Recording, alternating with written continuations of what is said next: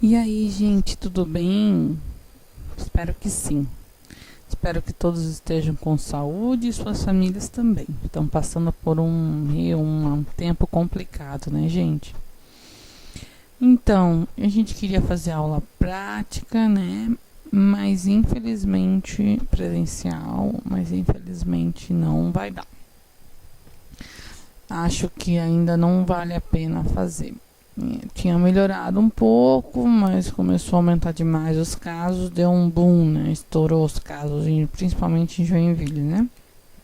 O estado de Santa Catarina tá bem complicado, né? Então vamos cuidar. Gente, vocês cuidem. Eu sei que trabalhar a gente precisa, né?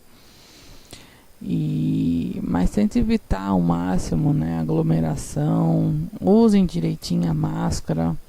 A máscara a gente é meio relaxado, né? A máscara ela não protege durante muito tempo, não. Tem que trocar, cada no máximo 3 horas tem que trocar.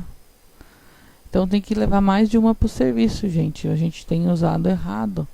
Se suar, tem que trocar, não pode estar molhada. Não passem álcool, né, na máscara, né, para achar que vai prevenir, que vai só piorar a situação. Algumas dicas, né? Troquem a máscara. Então vamos lá, gente. Hoje a gente vai falar sobre eixos e planos anatômicos. A professora falou uma vez já para vocês sobre isso, mas a gente vai revisar para vocês ficarem bem top na situação, no assunto em si, tá, gente? Então vamos começar, né? Aqui é o nosso curso de auxiliar veterinário, né? Está sendo online por causa, né, do Covid em si. E vamos tocar a bola para frente, né? Vamos começar a aula de hoje. Então, na aula de hoje, a gente vai falar sobre eixos, né? E planos anatômicos, como a prof já falou. Em geral, né? A terminologia anatômica, em geral, ela serve para informar as principais partes, né, do corpo, os eixos e os planos em si. Especial, ela informa a parte das estruturas macroscópicas. Macroscópicas quer dizer as partes grandes, as partes que a gente consegue ver a olho nu. Não necessita de um microscópio, né? Então, como por exemplo, cabeça, pescoço, o tronco, né? O abdômen, o tórax, o pelve, os membros dos animais, o membro torácico, o membro pélvico, cavidade crânio, né? Cavidade torácica, abdominal. E os eixos, né? Eles são as linhas imaginárias que se passam do centro do corpo, de um corpo, em volta do qual ele vai executar os movimentos de rotação. Então, e a posição que o animal, né, né, ele anda com os quatro membros, então ele é um quadrúpede.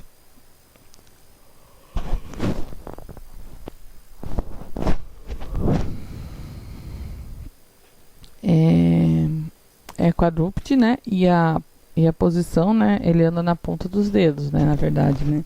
Diferente da gente, que a gente anda na ponta né? A gente anda com o pé, calcanhar inteiro no chão, eles andam na ponta dos dedos, como se fosse uma bailarina digitigrada, né? Então vamos lá. O eixo dorso-ventral, eixo lateral e o eixo crânio-caudal. Então aqui a gente tem uma imagem, né, de um cão, né? Então vamos falar. Então existe o plano, né? O plano dorsal que corta o animal, né, na metade, separando o dorso do animal com o ventre do animal. Existe o plano mediano, que ele vai cortar o animal ao meio, no meio, no caso assim, olhando o animal de frente ali, né? Ao meio, então, vai ficar o lado direito e o lado esquerdo, né? Do animal.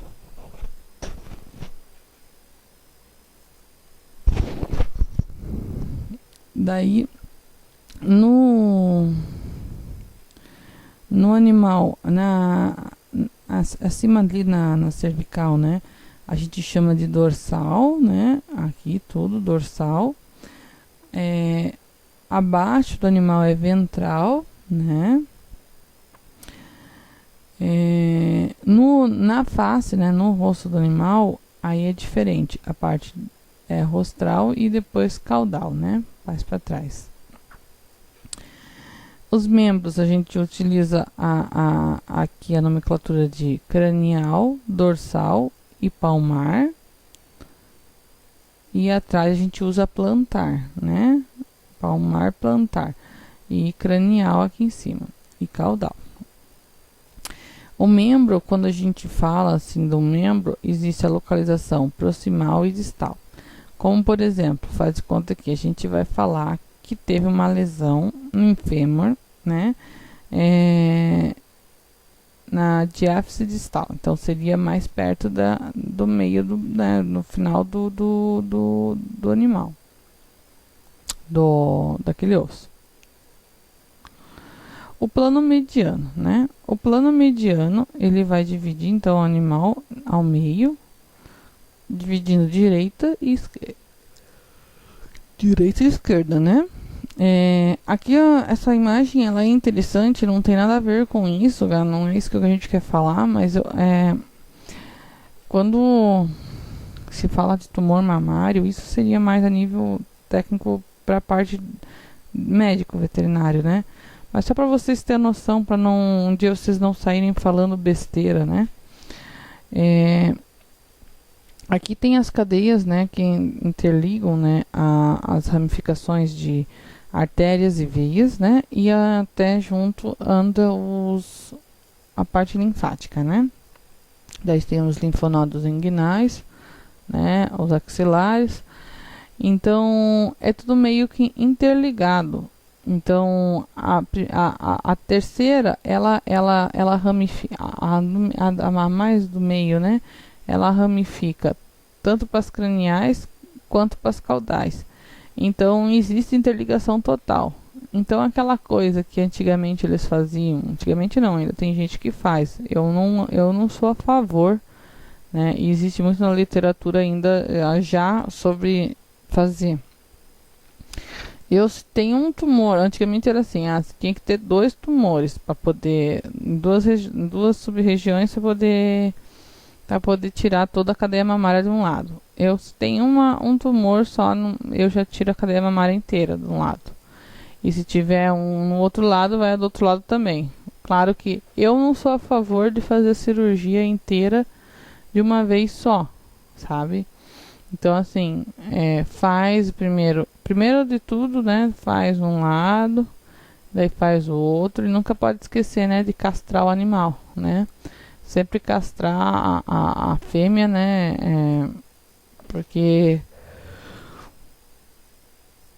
você tirou todas as cadeias mamárias porque estava com tumor, né? Então, castrar em si. A castração precoce é o que mais ajuda a prevenir os tumores em si. Mas tá. Então, vamos falar sobre parte de plano. Então, plano medial, né? Divide o animal no direito e esquerdo. Ele atravessa, então, da cabeça, a cauda, né? Seria, né? E divide o corpo, né? Então, em 2 antímeros, né? Diferentes, direito e esquerdo.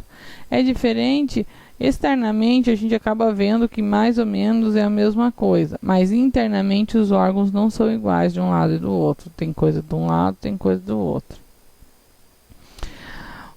O plano paramediano, ele é um plano paralelo e próximo ao plano mediano, né? Que seria esses ao lado.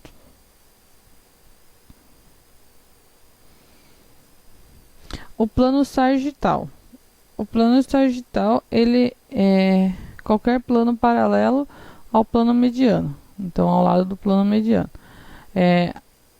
Aplicado ao antímero esquerdo e direito do animal.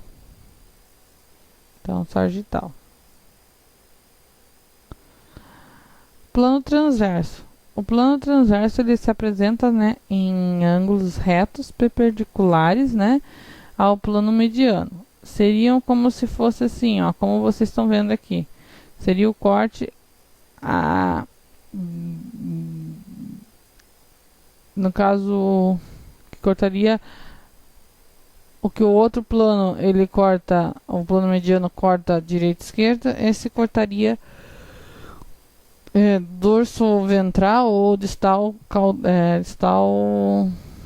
proximal. O crânio caudal. Crânio caudal, no caso, cranial significa, né, que seria em direção à cabeça, né? E caudal em direção à cauda, né? Então, é o plano que vai dividir ali, né? Crânio caudal. Rostral caudal, né? Seria empregada essa nomenclatura, né, para a cabeça do animal. Temos que definir, né, a direção característica da cabeça. Então, em direção às narinas ou focinho, como a gente pode chamar, né, mais popularmente, seria o rostral, né?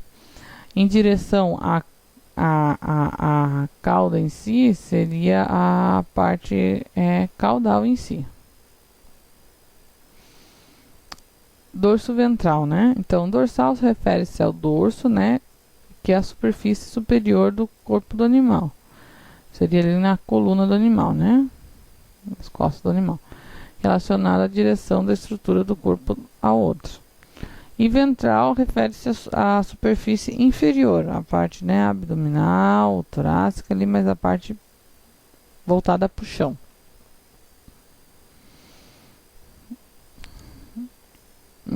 Medial lateral. Então, lembra que a gente falou ali do plano mediano, né? Ele divide o animal ao meio, né? Então, de direita e esquerda. O que quer dizer medial lateral? Vamos fazer, por exemplo, assim. Que tem um corte, né? No membro torácico esquerdo. Medial ao corpo. O que quer dizer? Faz assim. Então, é membro... Isso resumindo, não mais detalhado, né? Membro torácico esquerdo seria o membro mais perto...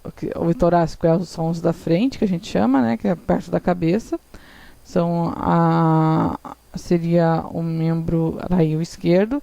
E medial, porque a lesão, o corte, faz quando assim, por exemplo, faz quando que tem um corte, né? Uma ferida. Ela é pro lado de dentro do animal, pro lado do meio do animal, tá? Se fosse lateral, seria pro lado de fora do animal, tá?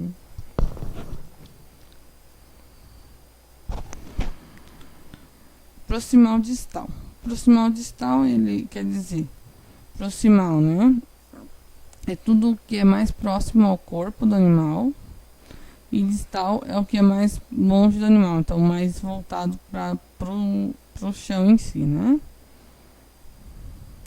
Então, proximal, termo utilizado para designar, né, uma estrutura ou mais próxima ao centro do corpo. E já distal é o termo utilizado para designar, né, uma estrutura mais afastada do centro do corpo. Por exemplo, aqui a gente tem a escápula, né? Então, a escápula, ela é mais, vamos colocar por órgão, por um osso inteiro, né? Ela é mais proximal, ela é mais próximo ao corpo do que o húmero, né? Que é o próximo osso. Palmar dorsal, né? Então, palmar é o termo empregado, né, nos membros torácicos, né? Na parte superior, né, do membro torácico, né? Ali na parte de cima. Utilizado a partir, né, dos ossos do carpo ali, né, carpadianos, que refere-se à porção do caudal do membro. Vocês anotem aqui que está errado, tá? A porção cranial do membro, tá? Desculpa aí, foi um erro de digitação. Cranial do membro. E a parte, daí sim, a parte, aqui tá ao contrário, ó, a porção cranial não. Daí seria a porção caudal do membro, que daí é a dorsal em si. No meu celular, comecei a falar aqui, chamou a Siri. Continuando, gente.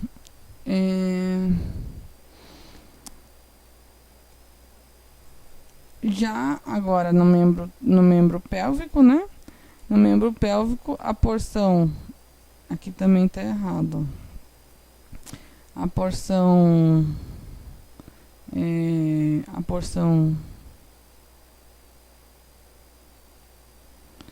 O termo é o termo empregado também. Então, daí é o plantar e dorsal.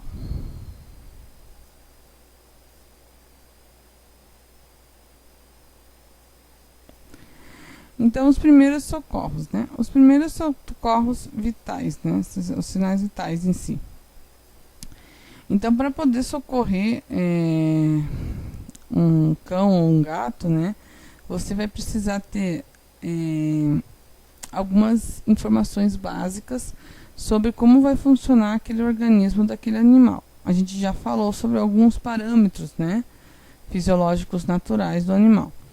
Então, só assim vai ser possível avaliar o estado geral, né, em que se encontra o animal. As ocorrências mais graves em animais dividem-se em dois casos. A emergência, né, que requer medidas imediatas e que, porque a vida tá dependendo dela, né, então é aquela entre a vida e a morte, como a gente diz, né, por um fio. Exemplo, uma hemorragia grande, uma parada cardíaca, uma parada respiratória, um atropelamento, um envenenamento, um choque elétrico, um afogamento. O choque elétrico ele é uma coisa muito grave que as pessoas às vezes não levam a sério. Porque daí o que acontece? Tu leva o choque elétrico, né? E ele não, às vezes por fora tu não nota nada, às vezes só fica um pontinho, só um pontinho. E você acha que não foi nada. E aí ele queima por dentro, ele queima de dentro para fora o choque elétrico, ele não queima de fora para dentro. Então tu não observa isso.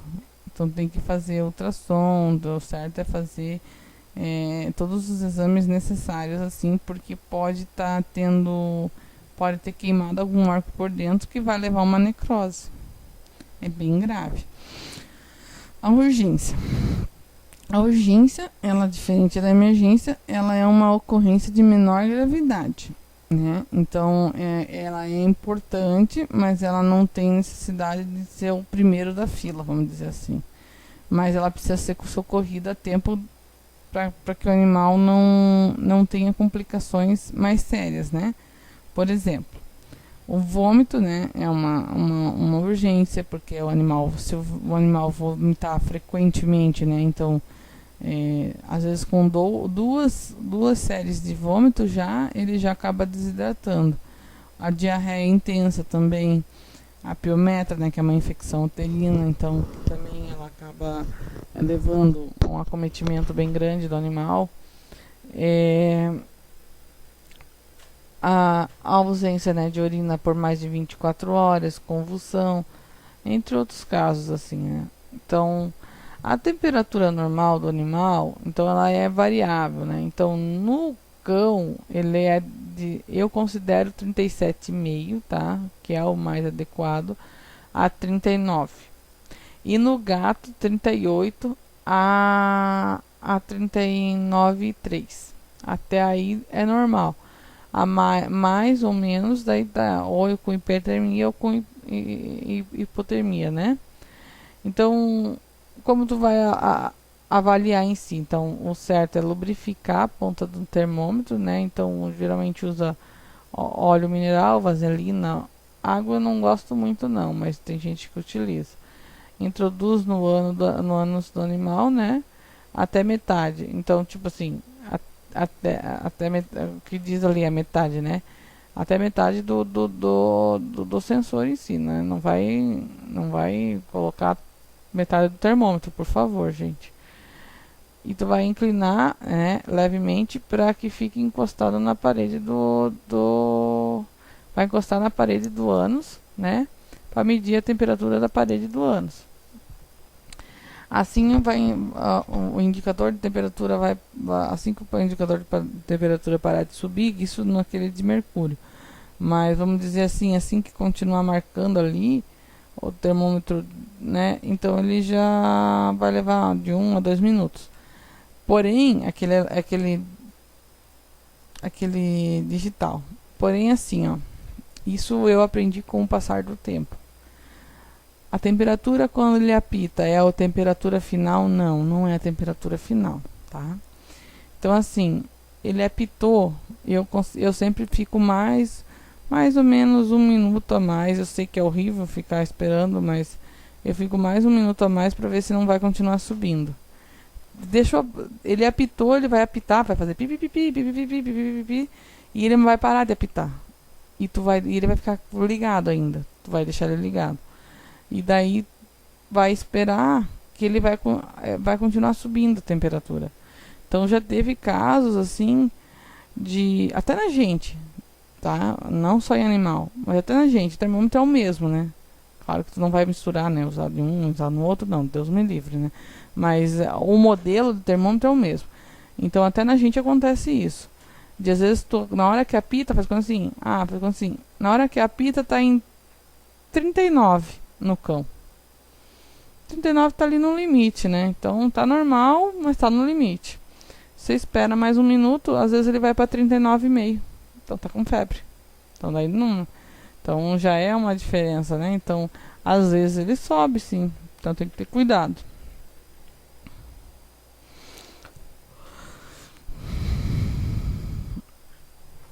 Então, para ter a leitura correta, né, retal ali, válida, então você tem que introduzir, né, então ali no ânus e vai encostar na parede do ânus em si. Então, daí você vai ter a temperatura retal, né, mais correta né, do animal ali. Só que assim, o animal que ele veio, ficou assim. O animal veio para a clínica andando com o proprietário no sol. Claro que ele vai estar com a temperatura alta. O animal veio na chuva num dia frio. Ele pode estar com a temperatura baixa por causa que ele ficou lá, né? Ele acabou ficando na chuva, frio e tudo mais. O animal estava muito estressado ali na recepção, ficou muito agitado e tudo mais, vai mudar a temperatura. Então assim, por segurança, né, então sempre usar, né, a focinheira ou a mordaça para conter o animal, né, ou no caso do gato enrolar na toalha, e outros, né, e tá sempre medindo no local correto, que é no retal. As outras partes do corpo não é adequado. Então a hipertermia, né, a temperatura aumentada, né, então acima de 39 nos cães e acima de 39,3 nos gatos. Quando que ocorre, né, em caso de episódios de febre, né, após o exercício ou exposição ao sol, quando o animal apresenta tremores, né, por exemplo, o medo, ele também aumenta um pouco a temperatura. Durante um confinamento em um local muito quente, né, dentro de uma caixa ou de um carro, né, em dias de verão, e a hipotermia em si, ela acontece geralmente numa queda de temperatura abaixo de 30, eu considero 37,5, tem lugares que consideram 38, né. Quando ocorre, né, durante um estado de choque ou após uma grande hemorragia, geralmente ele acaba tendo uma baixa de temperatura, né. Os sinais externos também a temperatura externa também pode causar uma baixa de temperatura. Então sempre considerar, né, todas as alterações que podem ter acontecido, que pode ter levado a essa mudança em si. Os batimentos cardíacos, né? Então, os batimentos cardíacos, né, em média no cão é normal entre 70 a 120, né, por minuto. E dependendo da idade do animal, o filhote às vezes é mais acelerado. É, e como tu vai avaliar? Tu pode avaliar, né, é, com, é, com o estetoscópio, né, vai contar os batimentos cardíacos. É, e daí o pulso do animal você pode utilizar através do membro pélvico do animal, pegar a artéria em si para contar, né, a parte do pulso.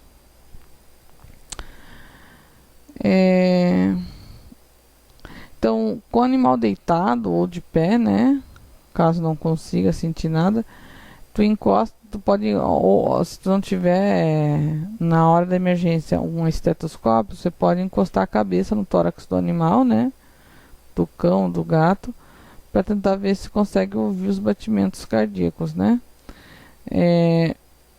O ambiente tem que estar bem silencioso nesse caso, e quando está aumentado o batimento cardíaco, a gente chama na terminologia de taquicardia.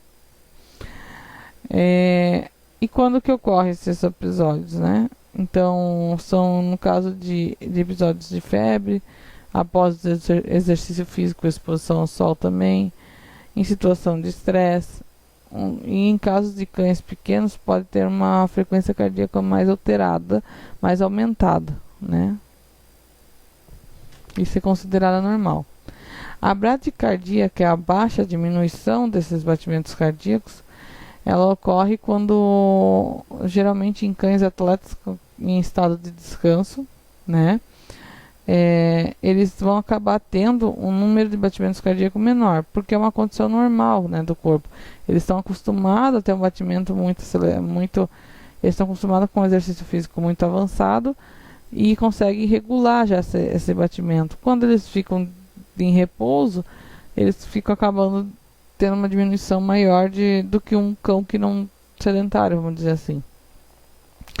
Em caso de doenças cardíacas também pode ocorrer ter bradicardia. Em animais em estado terminal, né? O cão idoso, né? Ele sempre tem um batimento cardíaco mais desacelerado, né? Uma diminuição desse batimento em relação a um filhote. E quando o organismo está tendo uma hipotermia, uma baixa de temperatura, ocorre também uma bradicardia, né? Então acaba baixando ali, né?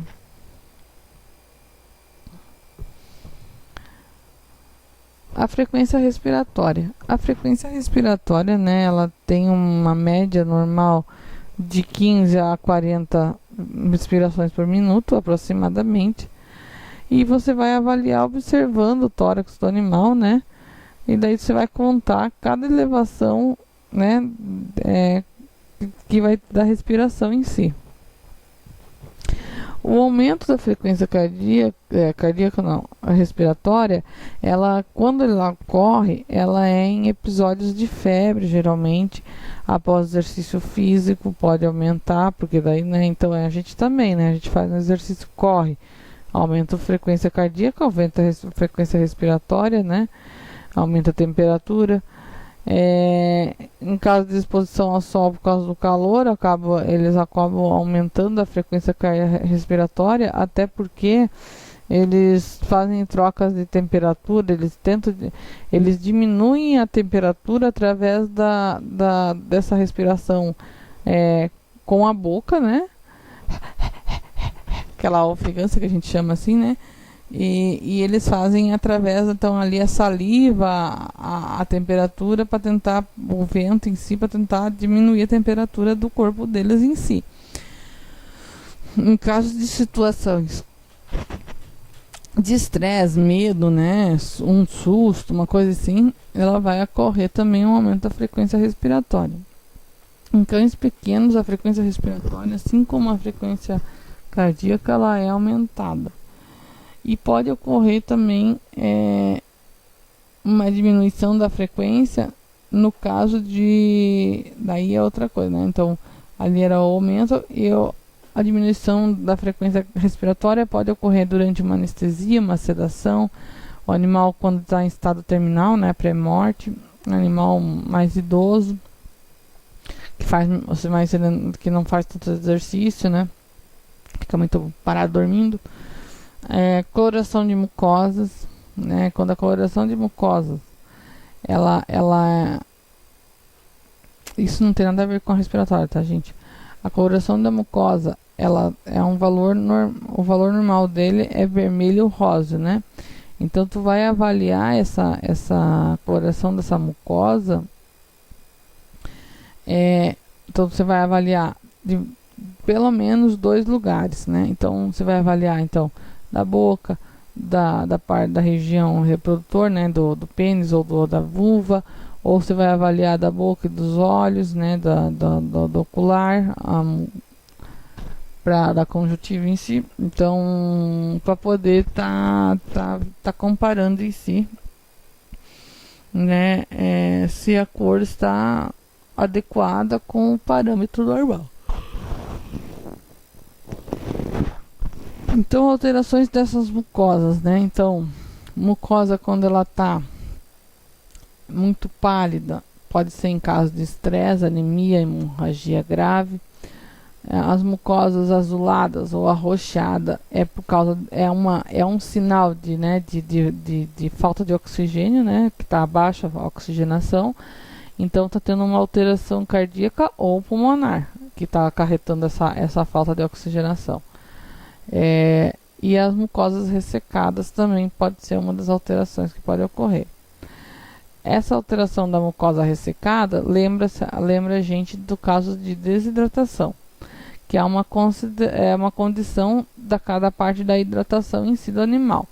O valor normal a gente consegue, um parâmetro normal, a gente examina através da elasticidade da pele. Então a gente vai pegar através a elasticidade da pele da região do dorso do animal, né?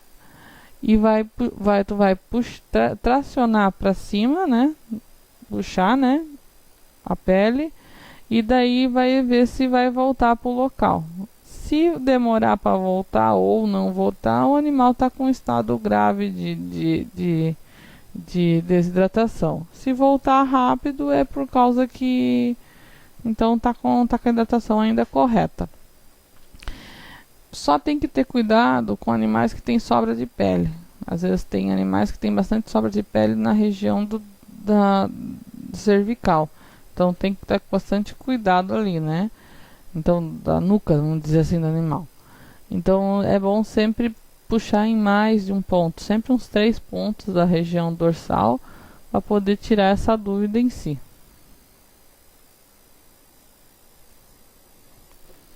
Alterações que podem levar, né? Então a pele volta lentamente à posição normal, então é uma desidratação leve, né? A pele não volta à posição normal, uma desidratação grave. E o globo ocular, né, retraído, né? Um olho fundo, assim vamos dizer, é uma desidratação também grave.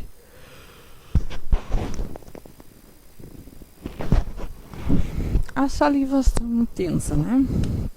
A salivação intensa, o cão e o gato ele pode apresentar essa salivação intensa no caso de intoxicação, em situações de estresse, durante algum ataque convulsivo.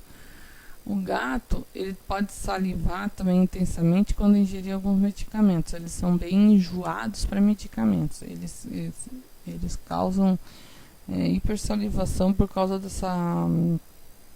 medicamento. Tem bastante medicamentos que eles fazem isso.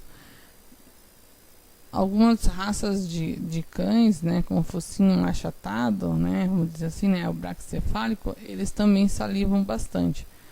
Eles babam bastante. Porém, é uma condição que é normal do formato do animal, né? Do formato da raça em si. Um exemplo, né? Seriam os boxer, o bulldog, o pug, vamos ver. Eu vejo bastante também ainda aqueles. Ou acontece bastante ainda, eles não são, né? Tanto, mas eu vejo bastante também em caso dos pitbull também, de hipersalivação. O cão e o gato, né, babando em si, né, não significa que obrigatoriamente ele que esteja com raiva, né? Antigamente achava que o animal só salivava quando estava com raiva.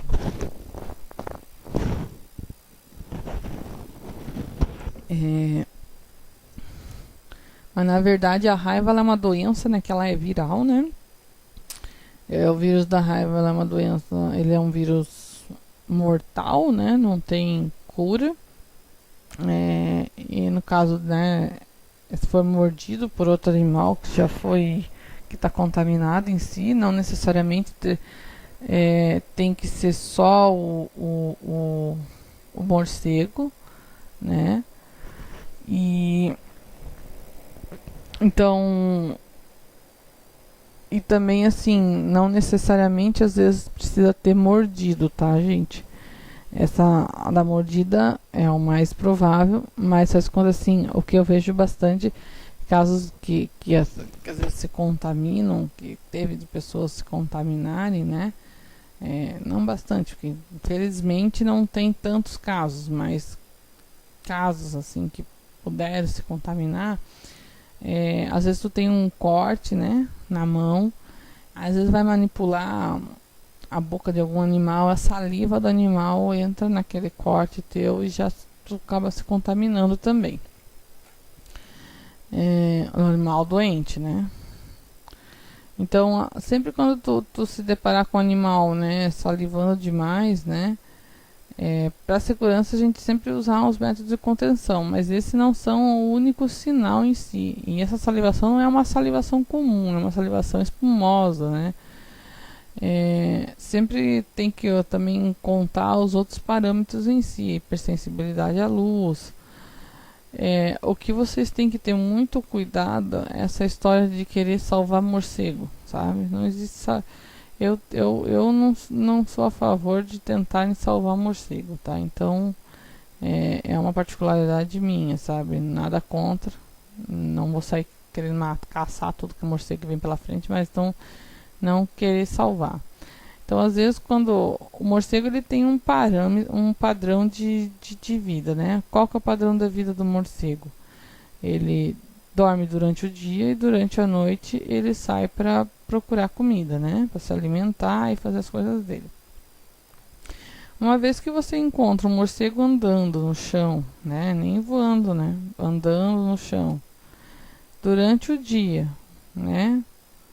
Meio tonto. O que você tem que pensar? Esse animal está doente. O morcego, assim como assim como os outros animais e a gente até, ele também fica doente da raiva. Ele não é só um transmissor. Ele não é um vetor em si. Ele fica doente também. Ele também é um hospedeiro que fica doente. Então, se você vê ele fora do padrão, geralmente é quando ele está doente que ele sai do padrão dele normal. Geralmente é aquele morcego que é o mais perigoso de tu estar chegando perto em si.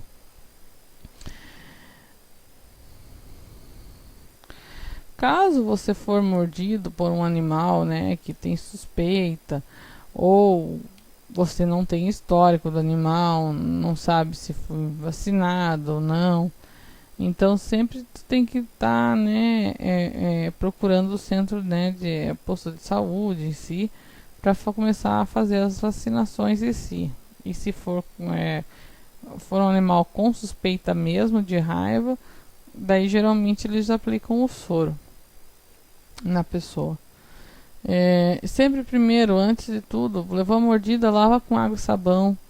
A raiva, ela é um vírus que ela tem uma dupla camada, né? Uma dupla camada de lipídica, de gordura em volta do vírus. Então, quando você usa um sabão, você desengordura, vamos dizer assim, esse vírus. E aí tu consegue estar destruindo ele de forma mais rápida, às vezes conseguindo antes dele entrar para a cadeia, né, sanguínea em si. Caso ocorra, né, de um cão ou de um gato, ele deve ser observado durante 10 dias com isolamento, né?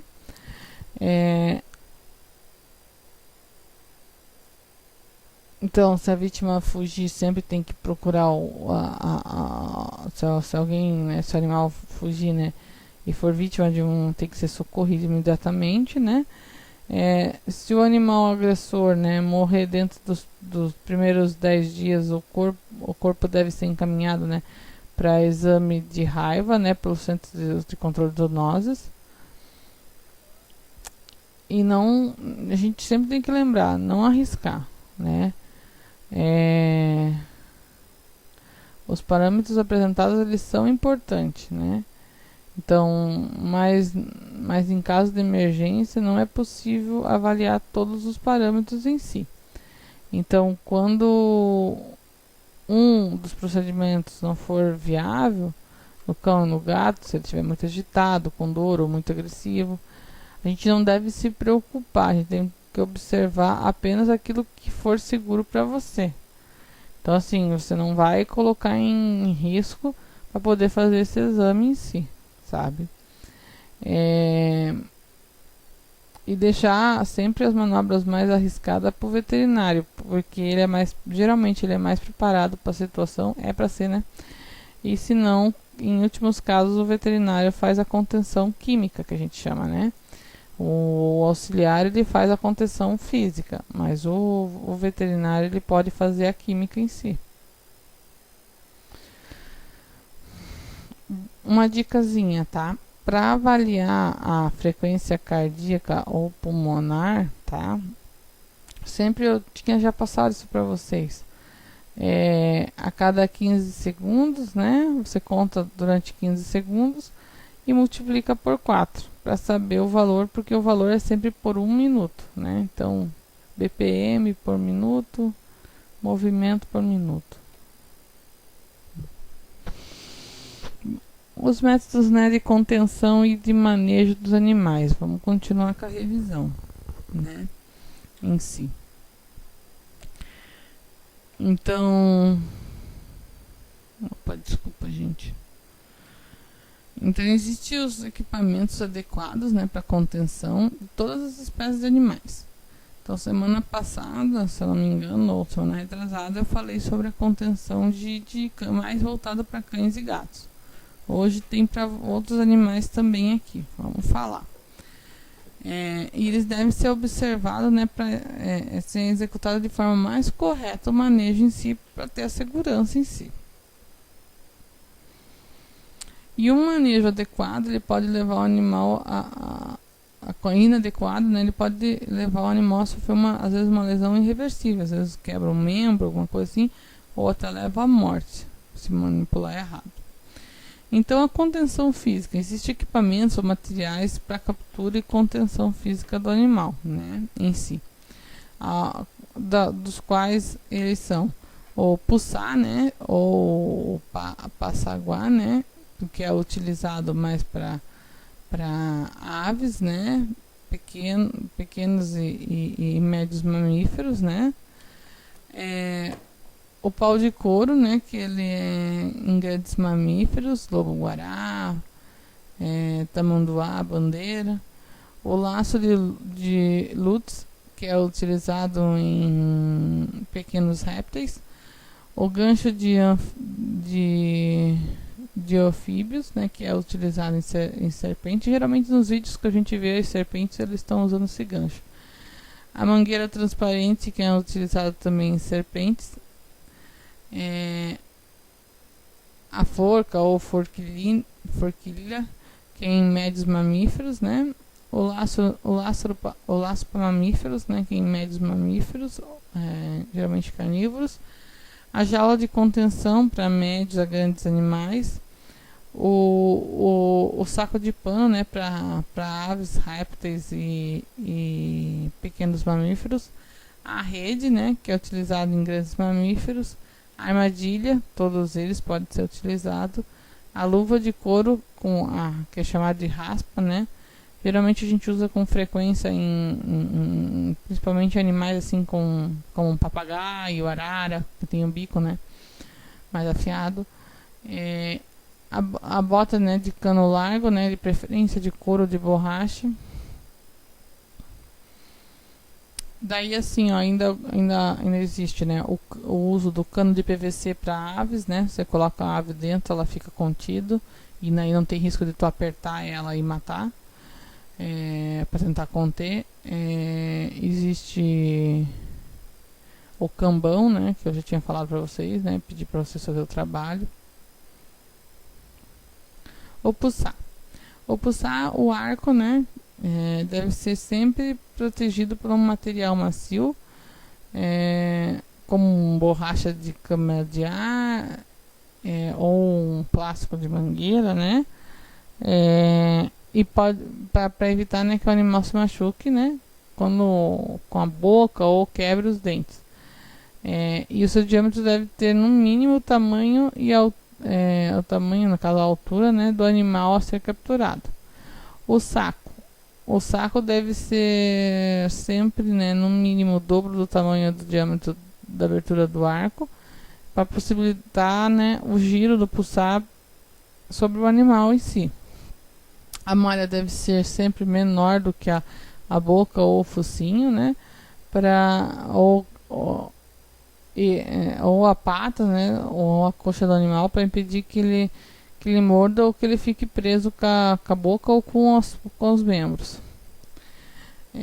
O pau de couro, o gancho e os laços, né, a ponta do cabo deve ser sempre protegida por material macio, né, de borracha e plástico, para evitar, né, que o animal machuque a boca, né, e quebre os dentes.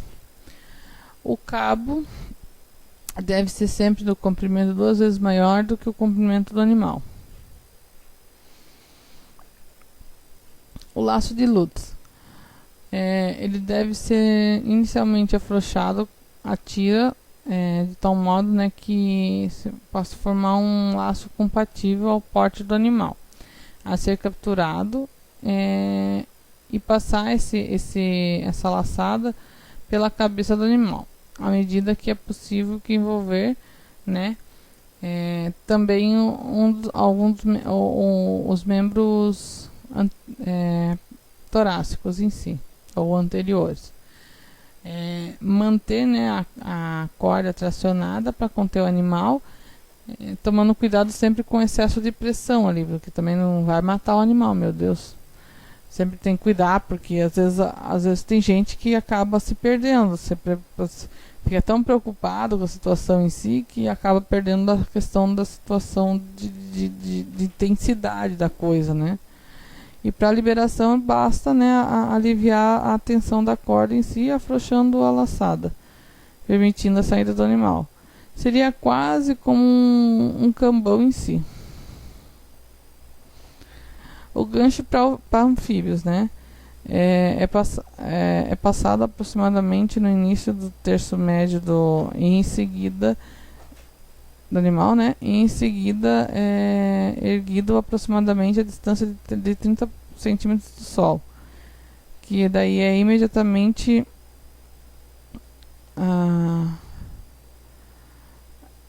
mantido nessa posição, né, para poder dificultar, né, o acesso do animal à mão do capturador, né, através do cabo. Sempre deixar pegar bem pelo final do cabo em si. A mangueira ela deve ser transparente, de diâmetro um pouco maior do que o diâmetro da serpente, para evitar que o animal consiga virar, né, dentro da mangueira.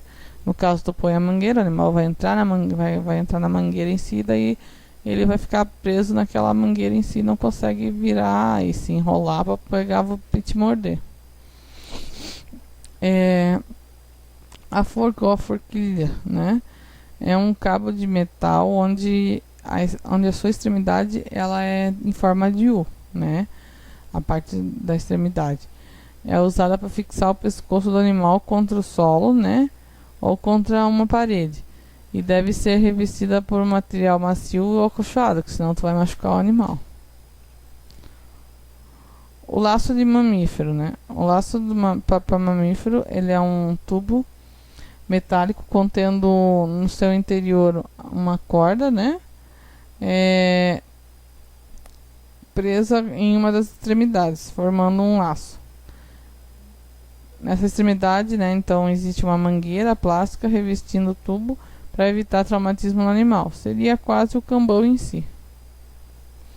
A jaula de contenção. A jaula de contenção é muito utilizada principalmente para gatos, os grandes felídeos, leão, essas coisas assim, né? Então tu usa a jaula pro tamanho adequado para cada animal, né? Ela é uma jaula, uma gaiola em si, que com uma parede interna acoplada, né? De forma que o animal ele se movimente em relação à parede oposta até imobilizar o animal. Vai apertando até imobilizar. A contenção química, daí condiz ao veterinário está fazendo, o auxiliar não pode estar fazendo. É feito, né, em animais muito brabos, né, que tu precisa aplicar em curta distância, você pode usar a zarabatana, né, o bastão de aplicação, ou a pistola de ar comprimido, né, ou o rifle de dardos. O rifle de dardos é bem interessante, principalmente para, tipo, animais muito, tipo, um equino muito chucro, um animal, né, uma onça, uma coisa assim que você precisa capturar para fazer algum tratamento. Você tem que deixar ele, né, contido para fazer algum tratamento em si, o veterinário.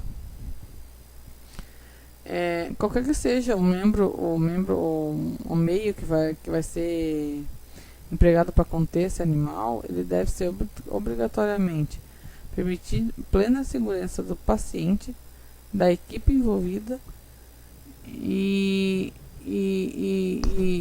tanto do auxiliar, do médico veterinário em si. E daí essa contenção química, as principais drogas que são utilizadas são narcóticos, né? Então, existem inúmeras drogas ali e é muito preocupante o uso desenfreado, assim, o descontrole. Sempre tem que ser administrado por médico veterinário, tá, gente? A responsabilidade é do médico veterinário.